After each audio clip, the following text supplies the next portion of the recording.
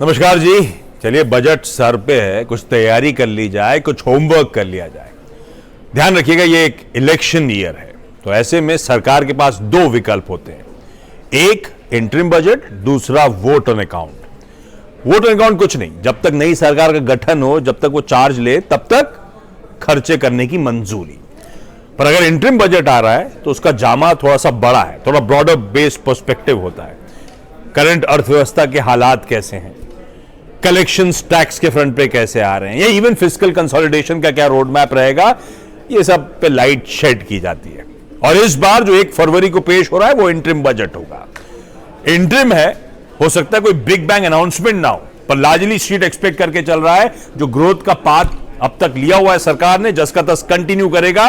और क्योंकि election year है, हो सकता है थोड़ा सा पॉपुलिज्म का डोज हो, पर लार्जली एक्सपेक्टेड है कि सरकार की जो की स्कीम्स थी, जैसे आत्मनिर्भर भारत, मेक इन इंडिया, वो पीएलआई स्कीम, उस पर थ्रस्ट कंटिन्यू होगा। हो सकता है उसका जामा बढ़ा भी दिया जाए। हाँ, एक चीज आपने सुनी पड़ी होगी, विनिवेश का जो टारगेट था वो तो बड़ा मिस होने वाला है, सब्सिडी पे खर्चा अतिरिक्त हुआ है।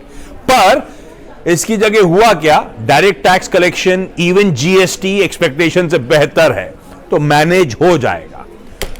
दो तीन चीजें जो नजर पर रखनी है। एक तो सबसे इंपॉर्टेंट बजट में आजकल हो गया है केपेक्स पे खर्च। पिछले फाइनेंशियल ईयर का जब बजट आया था, 10 लाख करोड़ रुपए केपेक्स पे खर्च की बात करी गई थी, और ज्यादातर ब्रोकरेज कह रही है इस बार 1, 1.5 या 2 लाख करोड़ रुपए इंक्रीमेंटल एलोकेशन होगा, यानी कि 10, 15 या 20% के आसपास केपेक्स स्पेंड्स और बढ़ा दिए जाएंगे। दूसरा एक्सपेक्टेड है रूरल पे थ्रस्ट होगा।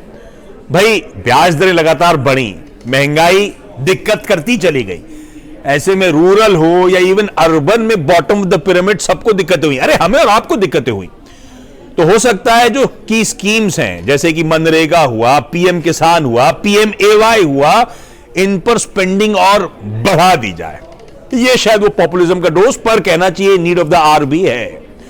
इसके साथ साथ फिस्कल कंसोलिडेशन, अब तक एफएम ने ब्यूटिफुली वो मैनेज करा है, बिल्कुल समन्वय बिठाया है ग्रोथ और मैक्रो स्टेबिलिटी में। तो एक्सपेक्टेड है कि इस बार के जो टारगेट्स है 5.9% फिस्कल डेफिसिट के अचीव होंगे। कुछ लोग ब्रोकरेजेस कहते हैं 10 बेसिस पॉइंट्स स्लिप हो जाएगा, वो भी इसीलिए क्योंकि नॉमिनल जीडीपी कैलकुलेशन से कम आया है।